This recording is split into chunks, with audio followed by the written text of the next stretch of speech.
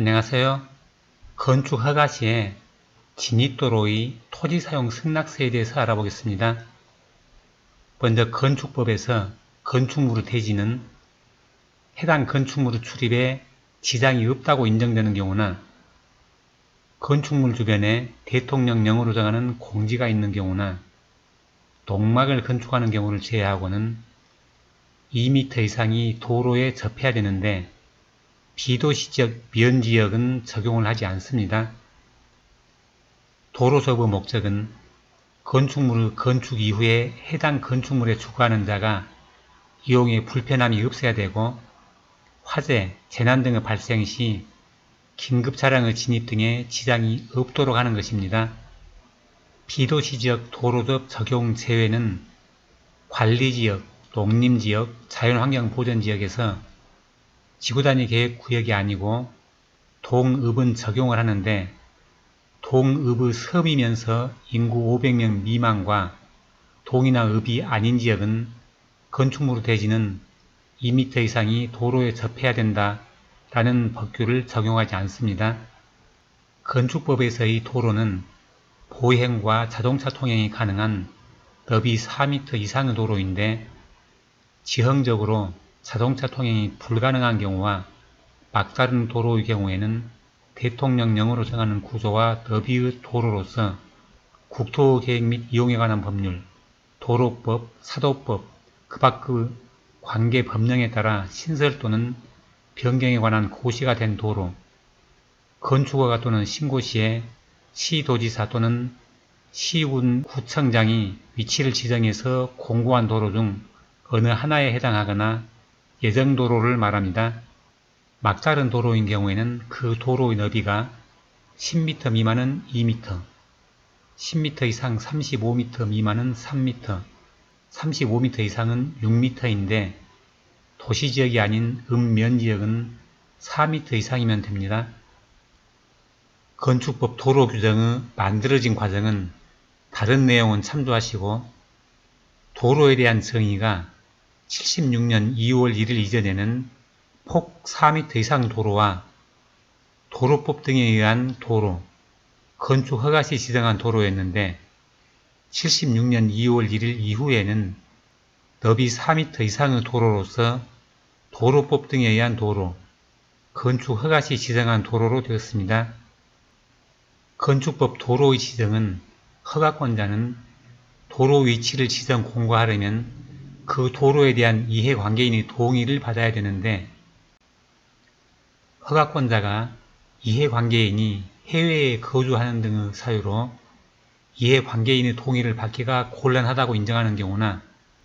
주민이 오랫동안 통행로로 이용하고 있는 사실상의 통로로서 해당 지방자치단체의 조례로 정하는 것인 경우에는 이해관계인의 동의를 받지 않고 건축위원회 심의를 거쳐서 도로를 지정할 수가 있습니다. 그리고 허가권자는 도로를 지정하거나 변경하면 도로관리대장에 이를 적어서 관리를 해야 됩니다. 사실상의 통로를 조례로 정한 것을 순천시 조례를 보면 2호 이상의 마을 진입도로, 하천 제방길, 공공사업으로 개설한 포장된 사실상 통행로가 사실상 도로입니다. 도로관리대장은 참고하시기 바랍니다. 건축법 도로를 지정할 때 이해관계인의 동의는 본인 토지는 본인이 동의하고 도로로 지정해서 사용하고 타인 토지는 소유주의 토지사용 승낙서를 받아서 도로로 지정해서 사용하는데 한 번 지정이 되면 신축하는 다른 건물의 진입도로에도 적용이 된다는 대법원 판례입니다. 건축법 도로 지정 시에 공유물일 때에는 민법 제264조에 공유자는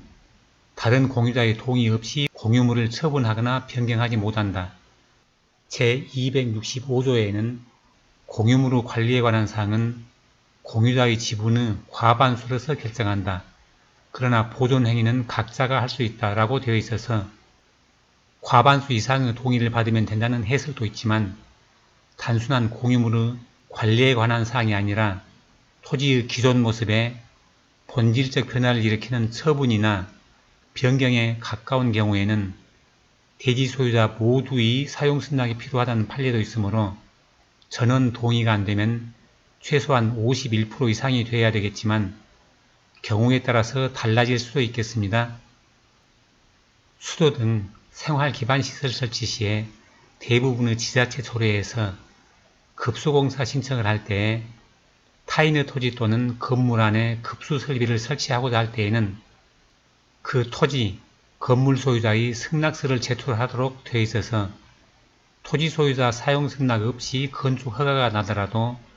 생활기반시설 설치 시에 사용 승낙서를 요청할 수 있으므로 대비를 하는 게 좋겠습니다. 진입도로 관련 법제처의 유권 해석입니다. 건축물의 대지와 도로가 접해 있는 부분뿐만 아니라 건축물에서 도로까지 통로로 사용되는 구간의 모든 너비가 2m 이상이 되어야 되는지 질문에 건축법 제44조 1항 단서에서는 해당 건축물의 출입에 지장이 없다고 인정되는 경우나 건축물의 주변에 공지가 있는 경우 등에는 접도 의무 예외를 인정하고 있는데 이는 건축물에서 도로까지 구간에 피난상, 방화상 등이 필요한 해당 건축물의 출입에 지장이 없다고 인정되는 경우 등에는 건축물의 대지가 도로에 접하지 않거나 접하는 부분이 2m 미만이라도 건축 행위를 허용하라는 것입니다. 그런데 재반 사정을 고려해서 예외사항에 해당한다면 건축물의 대지와 도로가 접하는 부분이 2m 이상이어야 할 필요는 없는 것이므로 건축물에서 도로까지의 구간 중에 너비가 2m 미만인 부분이 있더라도 해당 구간을 통해 건축물의 출입에 지장이 없다면 건축법 제44조 1항을 위반한 것은 아닌 것으로 보았습니다. 건축법상 도로로 지정할 경우에 반드시 지적 분할과 지목 변경을 해야 되는지는 지적 분할 및 지목 변경을 의무화하고 있지 않다고 했습니다. 건축법의 도로로 지정하려면 왜 국가가 보상을 하지 않는지에 대한 답변은 도로 부분에 대한 보상은 원칙적으로 국가가 정당한 보상을 하고 도로를 개설을 해야 되는 것이나 건축법상 도로의 경우에는 도로 부분이 사용만 제한될 뿐 그 대지 소유권은 건축주에게 있고 해당 대지 소유자 등을 포함한 주위에 거주하는 소수 특정인에게만 한정되는 것이므로 시민 전체에게 부담을 지우는 보상은 곤란하다고 했습니다. 소유자에 의한 건축시 진입도로를 분류해 보았습니다. 건축법이나 다른 법에서 토지사용 승낙서, 즉 타인 토지를 이용할 때 소유자의 동의가 필요 없는 경우를 찾지를 못했고 국토교통부에 질의를 한 결과 비지급 용지는 사도법 및 민법에 따라 처리를 할 사안이고 건축법에 의한 지정도로 역시 대지의 소유 현황, 도로의 건축법상 도로 여부, 대지와 도로와의 관계, 도로 소유자와의 관계 등 사실 확인을 통해 판단을 할 사항이므로 해당 지역 허가권자에게 분할하라는 답변을 받았습니다. 그래서 타인 토지를 진입도로로 사용하면서 토지사용 승낙서가 필요 없는 경우를 판례를 통해 알아보기로 했습니다. 대법원 87루 1036 판결은 건축법상 도로 가운데 막다른 도로는 시장 또는 군수가 건축 허가 시에 그 위치를 지정하기만 하면 되게 되어 있으며 도로대장은 도로를 지정하고 난 다음에 작성 비치 의무가 지어져 있으므로 위 대장의 비치가 건축법 도로 요건이 될 수는 없다고 했습니다. 문제가 된 지점은 건축법상의 도로 요건에 해당하고 당시 소유자의 도로 개선에 관한 동의까지 있었으므로 도로 대장을 작성 비치하지 않았더라도 건축법 지정 도로로 보는 판례입니다. 대법원 89누 7016 판결은 건축법상 도로라 함은 도시계획법, 도로법, 사도법, 기타 관계법령의 규정에 의해서 도로 신설 또는 변경에 관한 고시가 되거나 건축허가 시에 시장 또는 군수가 이해관계인의 동의를 얻어서 그 위치를 지정한 도로를 가리키므로 어느 토지의 일부가 오래전부터 사실상의 도로로 사용되어 왔고 인근 주민들이 그 위에 시멘트 포장까지 했더라도 이러한 사유만으로 위 토지 부분이 건축법상의 도로로 되었다고 할 수 없고, 또한 건축허가 신청인은 신청 당시에 그 대지의 일부가 사실상 도로로 사용되고 있음을 허가관청에 신고할 의무가 있는 것은 아니므로 신청인이 사전에 이를 신고하지 아니했거나 이로 인해서 허가관청이 그 토지 부분을 도로로 지정할 기회를 갖지 못한 채 건축허가를 해 주었더라도 그 건축허가에 어떤 하자가 있다고 할 수 없다고 했습니다. 대법원 91루 3758 판결은 구건축법에 의하면 건축물의 대지는 2m 이상을 폭 4m 이상의 도로에 접해야 되고, 건축법상 도로라 함은 보행 및 자동차 통행이 가능한 폭 4m 이상의 도로로서 건축허가 시 시장 군수가 위치를 지정한 도로를 말하며, 공로로 통하는 대지에 대해서 주의토지 통행권이 있음을 확인하는 내용의 승소 판결로서 이해관계인의 동의에 가름할 수 없다는 것으로 주의토지 통행권으로는 건축허가가 되지 않는다는 판례입니다. 대법원 95-2203은 건축법 도로로 지정이 되었다고 해서 건축허가를 받은 사람이나 그 도로를 통행해온 사람에게 그 도로를 자유로 통행할 수 있는 사법상의 권리가 부여되는 것은 아니다라는 것으로, 건축허가 시에 도로로 지정된 구도로보다 통행이 용이한 신설도로를 이용해서 이 주택 등 건물로 통행할 수 있게 되어 주의토지 통행권의 목적을 달성할 수 있는 점에 비추어서 구도로의 지목이 도로도 아니어서 구도로의 통행에 지장이 되는 옹벽, 토석, 수목 등 지작물의 수거, 철거 등과 통행 방해 금지를 구하는 원고의 이 사건 청구를 인정하지 않는다는 사례입니다. 대법원 97-11829 판결은 사유지가 사실상 도로로 사용되고 있는 경우 토지 소유자의 도로 제공에 대한 의사해석의 기준과 토지를 분할 매도하기 전부터 이미 사실상 도로로 사용되고 있는 토지에 대해서 토지 소유자가 사용 수익권을 포기하고 인근 주민들에게 무상 통행권을 부여한 것으로 본 원심 판결을 파기한 사례로, 인근 주민들이 콘크리트 포장 공사를 실시하거나 피고가 아스팔트 포장 공사를 실시하는 등으로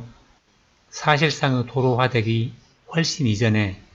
분할 전 토지를 매수해서 소유하여 왔고, 또한 인근 학교 학생들이나 주민들의 통행로로 사용되어 오다가 아스팔트 포장 공사까지 실시되고 난 후에야 비로소 위 분할된 토지를 분할해서 그중 이미 도로화된 이 사건 토지를 제외한 나머지 토지들을 타에 매도한 것이며, 분할 매도된 나머지 토지들에 대해서 원고가 직접 택지로 개발하거나 그 지상의 건축물을 건축하지는 아니한 것으로 보이고, 사건 분할된 토지는 이 사건 토지가 도로화되기 이전부터 같은 동 856상의 기존 도로에 접하고 있었는데도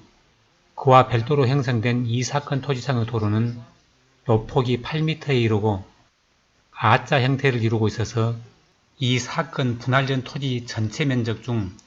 24% 이상을 차지하고 있음을 알 수 있으므로, 이러한 여러 사정을 종합해보면 원고는 이미 사실상의 도로화되어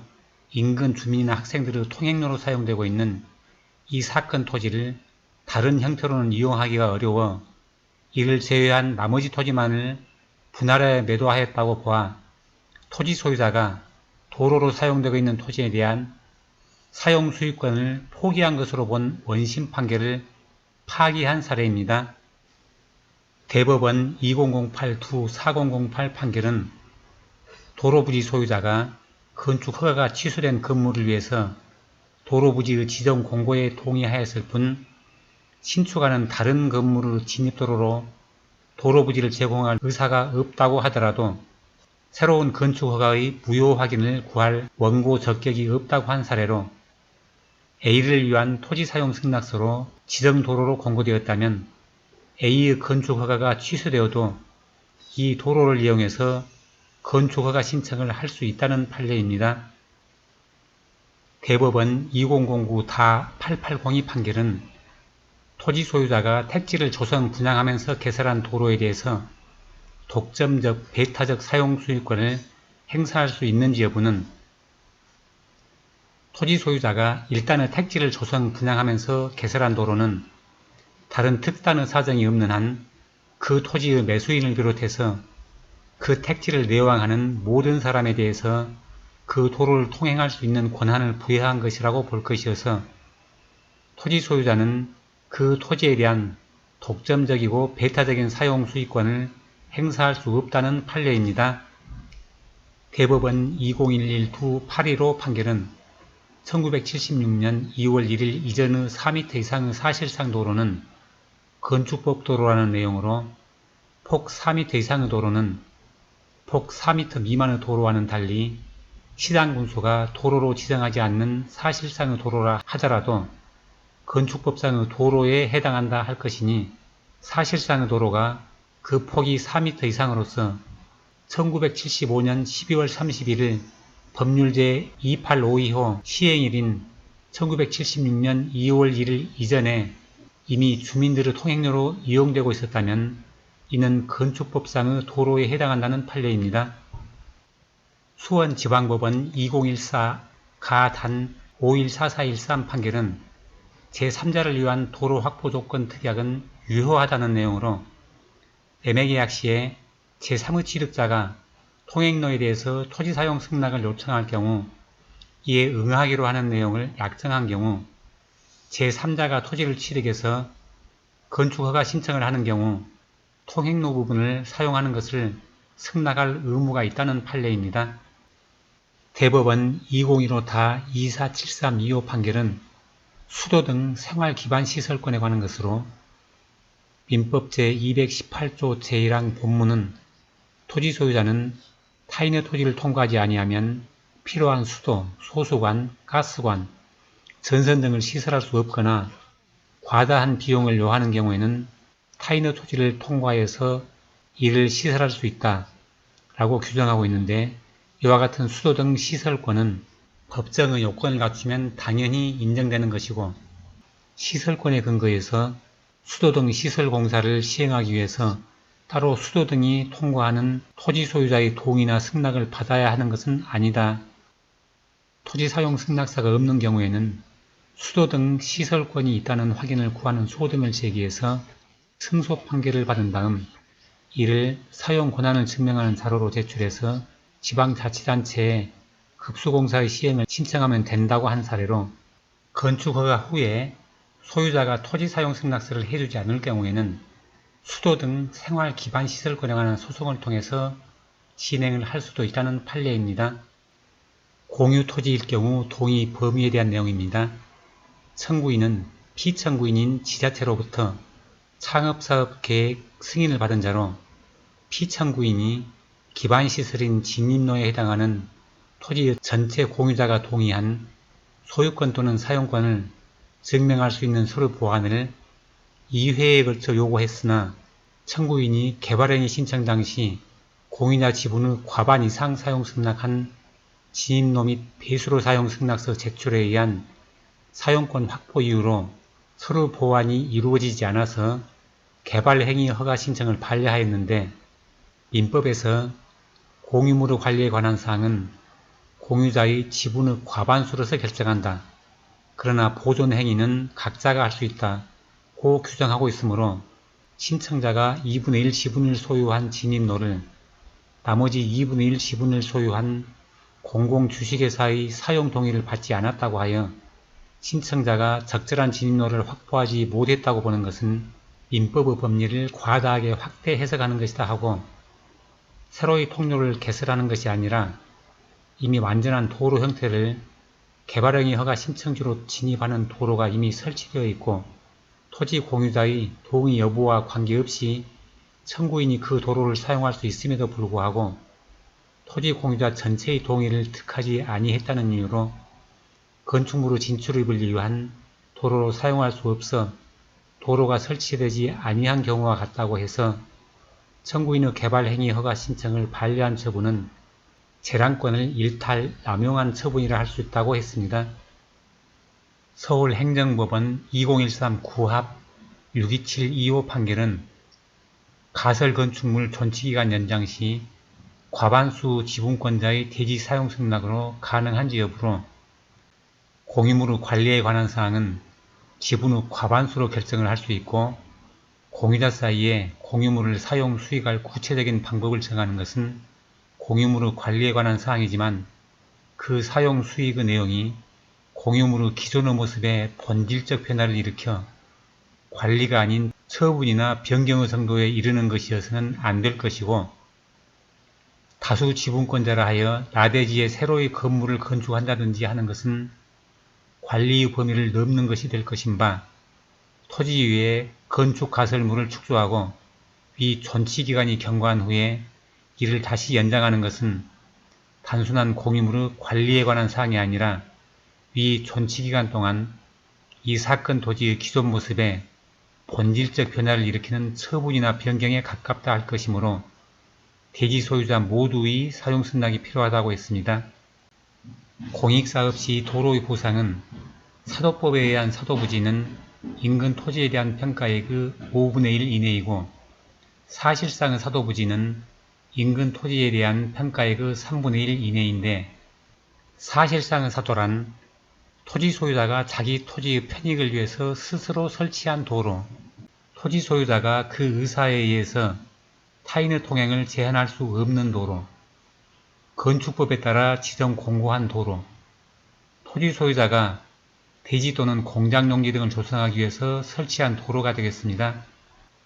소유자에 따른 건축시 진입도로의 동의 여부를 정리해 보았습니다. 명확하게 가려지는 것은 아니고 종합적으로 판단해야 할 사항이고 생활기반시설은 신청 시에 요구를 하는 경우가 많으므로 일단 준비를 해두는 게 좋겠고 기반시설 소송에서는 승소 확률도 있다는 것으로 보면 되겠습니다.